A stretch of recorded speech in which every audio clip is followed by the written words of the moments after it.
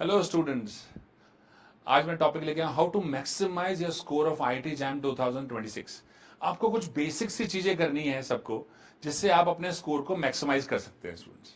जैसे कि सबसे पहले number one, know the exam pattern. सबसे पहले आपको एग्जाम पैटर्न भली बातें याद होना चाहिए। किस टॉपिक से कितने क्वेश्चन आ रहे हैं, कितने मार्क्स के आ रहे हैं, किसमें नेगेटिव मार्किंग है, किसमें नहीं है, और कौन सा टॉपिक कितने मार्क्स का आ रहा है। आप सारा कोर्स एक साथ मत पकड़िए। जैसे एग्जाम्पल, आपने इन्फ्लुएंस पकड़ लिया, 20 से 22 मार्क्स का आएगा ही आएगा। ठीक है सर, मैंने पूरा अच्छे से तैयारी कर ली, इन्फ्लुएंस में कोई भी क्वेश्चन आएगा मैं नहीं छोड़ू।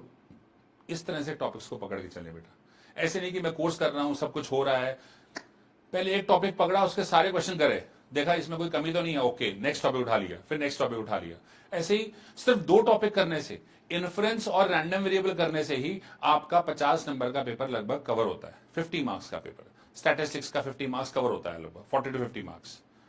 तो मतलब ये स्ट्रेटजी चाहिए, कैसे प्रिपेयर करें, कैसे नए क्वेश्चंस करें, कैसे समझे शॉर्टकट ट्रिक्स को। मैंने एक बार एग्जाम लिया, बच्चों का मॉक टेस्ट लिया, बच्चे बड़े नाराज हुए कि सर बड़े लंबे लंबे क्वेश्चन दे दिए, लंबे लंबे क्वेश्चन दे दिए। फिर जब मैंने इस टेस्ट को डिस्कस किया, अरे सर ये शॉर्टकट ट्रिक मजा आ गया सर, ये दिमाग में आया नहीं सर उस वक्त कि ये भी लगा सकते थे। तो बेटा जो क्वेश्चन अगर आपको लग रहा है आप बहुत लेंथी कर रहे हैं, तो इसका मतलब आप कहीं गलती कर रहे हैं, कोई शॉर्टकट ट्रिक है, कोई हिंट है जो आप मिस कर रहे हैं। तो इस पर बहुत ध्यान देने की जरूरत है, राइट। तो पैटर्न एग्जाम का पता होना बहुत जरूरी है। दूसरा, नो द सिलेबस। यस बेटा, आपको अपने सिलेबस का पता होना चाहिए, आपका वीक पॉइंट क्या है, आपका स्ट्रॉन्ग पॉइंट क्या है, उसी पे आपको खेलना है। हर बच्चे की हर चीज स्ट्रॉन्ग हो, पांचों उंगली बराबर नहीं होती ना बेटा। कोई टॉपिक बहुत स्ट्रॉन्ग होगा, कोई वीक होगा, तो उस हिसाब से वीक को हमें स्ट्रॉन्ग करना है। ये तो पता चल जाता है बेटा एक टेस्ट दे करके कि कौन सा वीक पार्ट है। हम हमेशा स्ट्रॉन्ग पार्ट को ही करते रहते हैं कि अच्छा लगता है ना मार्क्स स्कोर करना, लेकिन हमें वीक पार्ट को भी स्ट्रॉन्ग बनाना है। जैसे कि स्टैटिस्टिक्स के बच्चों का वीक पार्ट है मैथमेटिक्स, उनका मैथमेटिक्स बहुत स्ट्रांग नहीं है, तो हमें उसे भी स्ट्रांग बनाना है। तो अल्फा प्लस के साथ ये बहुत बड़ा एडवांटेज है, आपको स्टैटिस्टिक्स और मैथमेटिक्स दोनों के ही बहुत स्ट्रांग लेक्चर्स मिलते हैं आपको, जिससे कि कॉन्सेप्ट्स बहुत क्लियर होते हैं आपके। तो follow the time table regularly. Yes बेटा, देखो consistency is the key to success. जिन बच्चों के पास कोई फिक्स टाइम टेबल नहीं है, कभी पढ़ लिया कभी नहीं पढ़ा, कोई पैटर्न फॉलो कर लिया नहीं किया, अगर आप क्लास में जो पढ़ाया गया है सेम डे घर जाके पढ़ लेते हैं तो मजा ही आ जाएगा। आपको कभी भी बर्डन नहीं आएगा, आपके बहुत सारे डाउट्स नहीं होंगे, आप क्लास से हमेशा साथ साथ चलते रहेंगे, और कोई डाउट आएगा तुरंत पूछ लेंगे, आपके कॉन्सेप्ट एकदम क्लियर रहेंगे। तो एक consistency is the key to success. Yes बेटा। फिर है refer good books and reference books. ये बड़ा प्रॉब्लम है बेटा, रेफरेंस बुक्स। बच्चे क्या करते हैं, यहां एक प्रॉब्लम है, प्रॉब्लम कि कई सारे ग्रुप ज्वाइन कर लेते हैं, इंस्टाग्राम पे, फेसबुक पे, कहीं पे भी। तो ज्वाइन कर लिए, किसी ने भी क्वेश्चन फेंका, आप लोग भी कूद गए उस क्वेश्चन के लिए, अरे मैं भी सॉल्व करता हूं। किसी ने भी क्वेश्चन फेंका, अरे वो सही क्वेश्चन दे रहा है, गलत दे रहा है, आप अपनी एनर्जी टाइम क्यों खराब कर रहे हो नेसेसरी। और अगर किसी टॉपिक के लिए मैंने आपको सफिशिएंट क्वेश्चन दे दिए प्रैक्टिस के लिए, तो और क्वेश्चंस की सर्च में क्यों भटक रहे हो अननेसेसरी बुक्स के साथ। ये सिर्फ टाइम वेस्टेज है।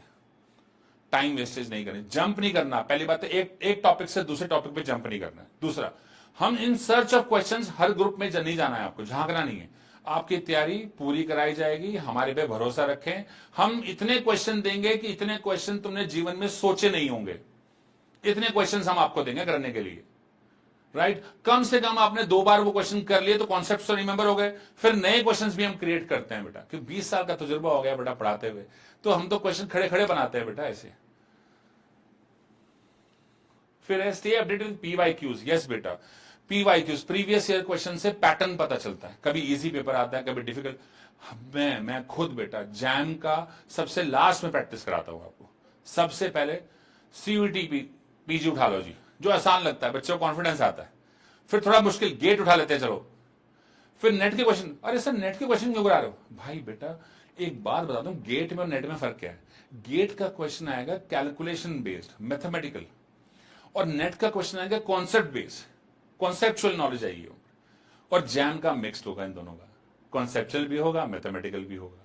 तो हम ये क्वेश्चंस तो अलग से कराते ही हैं, ताकि मेरा बच्चा खुद जब जैम के क्वेश्चन लगाए, हाँ सर आपने सफिशिएंट नॉलेज दी है, अब मैं इस क्वेश्चन को कर पा रहा हूं, देख पा रहा हूं, कैसे समझ पा रहा हूं कि कैसे क्वेश्चंस आगे बढ़ रहे हैं।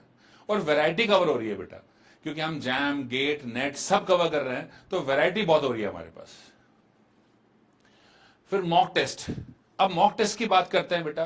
बच्चे जो मॉक टेस्ट देने से कतराते हैं, मैं कहता हूं बेटा पहले मॉक टेस्ट में 10 मार्क्स आए आपके, आए ना कोई बात, -10 आए, फेस करना है उसको, 0 भी आएंगे, अगले में +10 भी आएंगे, जिसमें दम है ना मॉक टेस्ट देने का, -10 लाए हो, 0 आएगा, 10 आएगा, 20 भी आएगा, फिर 50 भी आएगा। जो टेस्ट देगा उसी का आएगा, जो डर के घर बैठ जाएगा उसका कुछ नहीं आएगा। खास बात, टेस्ट देना बड़ा जरूरी है, अपने आप को इवैल्यूएट करना, चेक करना बड़ा जरूरी है बेटा, डरना नहीं है उससे कि क्लास में क्या बोलेंगे सब लोग, तुम्हारे मार्क्स कितने आए हैं, फर्क नहीं पड़ता इससे। दूसरा, हमारे यहाँ जो टेस्ट होते हैं हम उनको डिस्कस भी करते हैं, तो जब डिस्कस करते हैं तो बच्चों बस होता है अरे मैंने तो ऐसे किया था तो आसान तरीके से हो सकता था। तो test and discussion is the key to success, और आपको सबको मॉक टेस्ट देने ही देने हैं बेटा, अगर आपको सच में अपने स्कोर को मैक्सिमाइज करना है। So I hope to see you in my batches. आप अपने दोस्तों को बताइएगा, अल्फा प्लस ज्वाइन करिएगा आईटी जैम स्टैटिस्टिक्स की प्रिपरेशन के लिए 2026 के लिए।